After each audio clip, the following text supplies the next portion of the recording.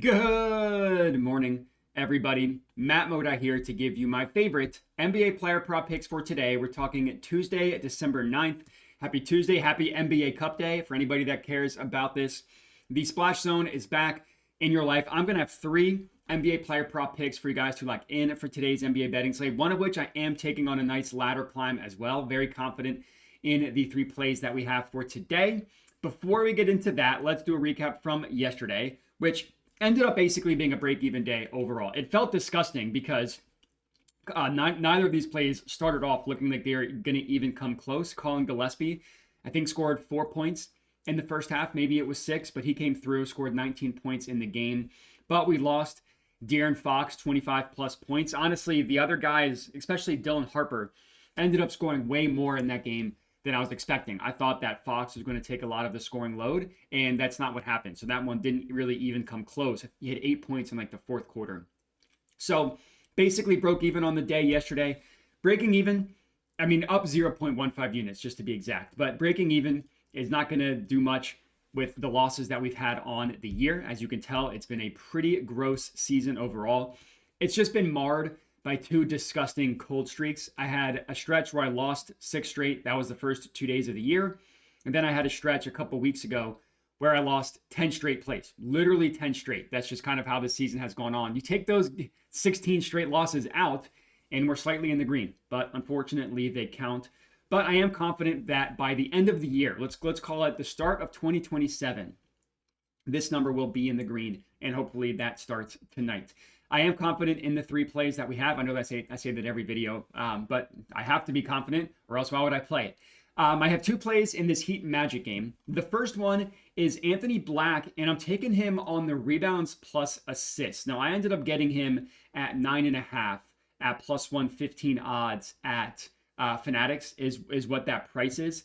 I'm not playing this at minus 136 at FanDuel or minus 140 at Hard Rock. Even money at Fliff isn't terrible, and that's where I would play this one. I'm doing something for this play that I normally don't do, which is the opposite of fading recent results. I mean, he literally missed this in the first 20 games of the year and has now cashed it in 4 straight. The thing with Anthony Black is his role has just become more and more important, and especially with the injuries that the Magic have had. Their offense has been better as the season has gone on, and part of that has to do with Anthony Black. Not a ton, not always with the scoring. I mean, 14.5 points, he's been better, 8 of 24. But it's really his, and even recently, like he's only gone over his point prop in one of his last 4 games. It's really just like the kind of taking control of the offense and rebounding and facilitating and stuff like that. So you look at these last 4 games. Potential assists averaging 8.8 per game, almost 9. On the year, averaging 5.7. Rebound chances averaging almost 13, 12.8 per game in his last 4, 7.7 on the season. And look at this matchup right here, which is what I want to highlight. Against the Miami Heat, he had 14 combined rebound plus assists. He had 8 rebounds on 13 rebound chances, and then he had 6 assists on 13 potential assists. Having a combined 26 assists and rebounds chances, whatever potential assists, rebound chances, that is absolutely fantastic. That is exactly what we are looking for.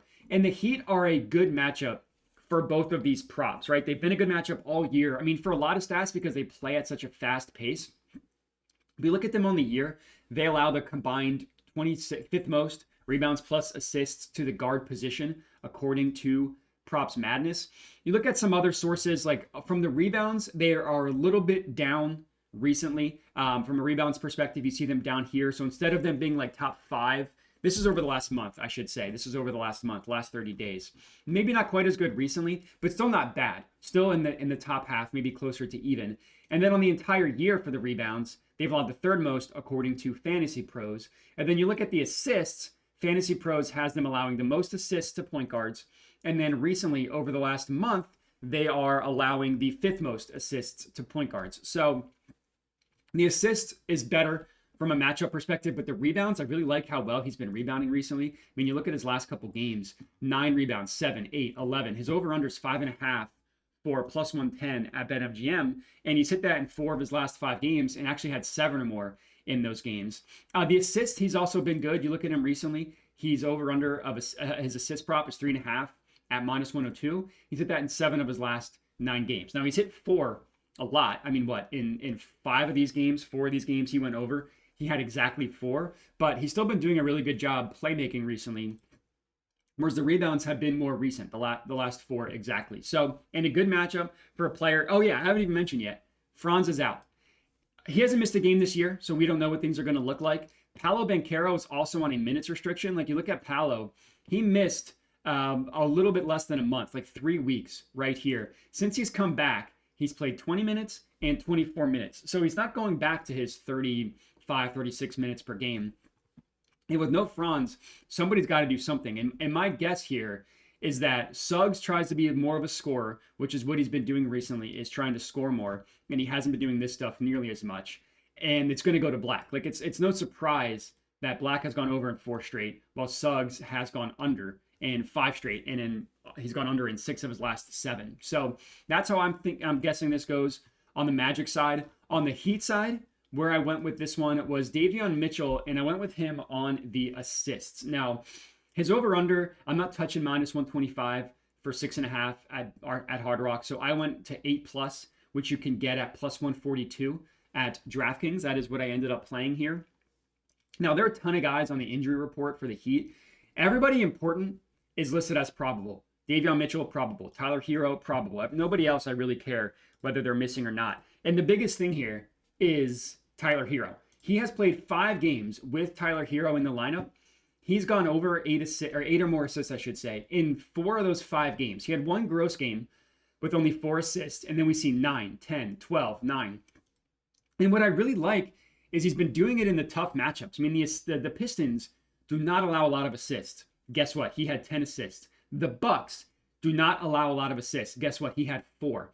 Now he gets a matchup against the Magic, who you think the Magic are a good defense because they are.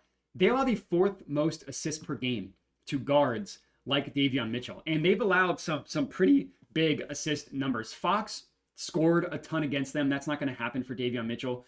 But Brunson, 9 assists. Dosunmu went over. Cade had 11. That we see Jalen Brunson, 11 again. Steph Curry, James Harden. You know, I used to think that the Magic were an assist under team, which they are for every other position, but not the guards like Davion Mitchell. And I think it's a better assist matchup for him than Hero, as Hero's been doing a lot more scoring since he's come back than playmaking. I mean, you look at his assist prop, 4 potential assists. He had 1 game with 7 actual assists. Other than that, he's not passing at all. Davion Mitchell is the one taking the majority of the playmaking. And on the year, he's had 8 or more assists in 13 of 23 games. So right off the bat, you know this is a number that he's hit 56% of the time. And if you look at him against the good matchups, and this is not looking at games with or without Tyler Hero. This is just every single game he's played this year. And you look at him, and this is what I love about Props Madness, is all these filters you can do. You look at him only in games against teams in the bottom half in terms of assists allowed to guards, meaning the best half of the matchups. He's gone over in 7 of 12 games, averaging 8 assists per game. His assists are slightly up in this average, and his potential assists are about the same, but he's gone over more often than not. Now, it started hot, and then he went a stretch where he didn't go over as much, but recently he's been great, and on no surprise, that coincides with Tyler Hero coming back. Like, he's gone over in 5 of his last 7 games. And again, no surprise, Tyler Hero came back. He's also had good history against this team. He went over the first game with 12 assists. The next game, not so much. He had 7 on only 6 potential assists, but Tyler Hero did miss this game. Excuse me. So, I mean, Hero also missed this game as well. So Hero didn't play in any of these games.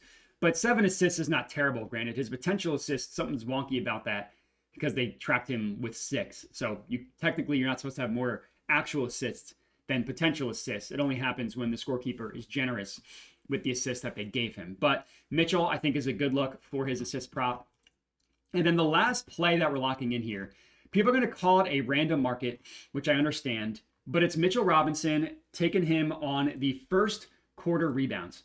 All I need to show you is this right here. The price is 1.5 first quarter rebounds at even money, plus 100 at Hard Rock. You can also get this at Bet365 at -125. If you can't use either of those books, you're going to have to wait over the course of the day as more sports books have this market available, which they will. But if you can use Hard Rock and if you can use Bet365, both of them are a play. This is an absolutely ridiculous price on Mitchell Robinson. And this graph shows everything. He's gone over in 14 of 15 games. He's averaging almost 4 rebounds per game in the first quarter, and his over-under is 1.5. It truly is remarkable how this line is being priced, because it's a random market that the books just don't get a ton of action on, so the lines aren't super sharp. And you look into these games he's gone over. He had, so the game he went under, he only had 1 first quarter rebound. He only played 3 minutes. That's the lowest he's played in a game this year in terms of minutes. Every other game, I think he's played 5 or more in every other game. So not 5 or more. He's played, there were 3 games where he played 4 minutes, and then 11 games he's had 5 or more. But if he's playing 5 minutes, he's getting the boards. And then you look at the other games, only twice when he went under, only twice did he even have 2 rebounds. So more often than not, he's had 3 or more rebounds in 12 of 15 first quarters. It's ridiculous what this is being priced at. So the way that I played it, I put a full unit on him to go over 1.5. I put a half unit on him to get to 3+ first quarter rebounds, which is plus 220 at Bet365. And then I put a very, very small amount, 0.1 units on him to get to 5 first quarter rebounds, which is plus 1,100. Now the 5 number, he's done that in 5 of 15 games, 33% hit rate, plus 1,100 odds. I will gladly take my chances. And then you look at the matchup, like, oh, maybe it's a really bad matchup. Not really. I mean, his full line rebound prop of 6.5 isn't bad either.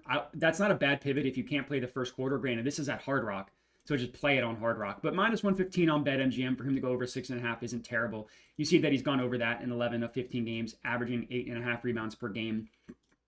One thing that I forgot to mention, it's not because, like, this graph looking as good as it is, it's not due to injuries. Look at games with Karl Anthony Towns, with Josh Hart, with OG Anunoby, over in 7 of 7. Let's take out OG, over in 13 of 14 with Cat, with Josh Hart. So nothing like, oh, maybe Cat missed a bunch of games. Nope, nothing like that. And then the matchup itself, we'll go back to that. It's not that scary against the Raptors. You look at them, they're 8th most in terms of rebounds allowed to the center position. So they're not like top 5, but they're definitely not a bad matchup. And you look at them recently, like this is over the last month against the center position, they're like 12th most down here. So they're closer to an average matchup, but an average matchup with this type of hit rate, I am perfectly comfortable taking. So this is our third and final play of the video. And that's all we got. So just rocking with these 3 plays, including the Mitchell Robinson first quarter ladder climb. Nobody else is laddering first quarter rebounds. We'll see how it works out. But Mitchell Robinson, Davion Mitchell, 8+ assists, Anthony Black, 10+ rebounds plus assists. That's all we got. I appreciate everybody for watching. Having a very good day today would feel very good. So let's hope that happens. Make sure to like the video, comment, subscribe, all that good stuff, and have a good one.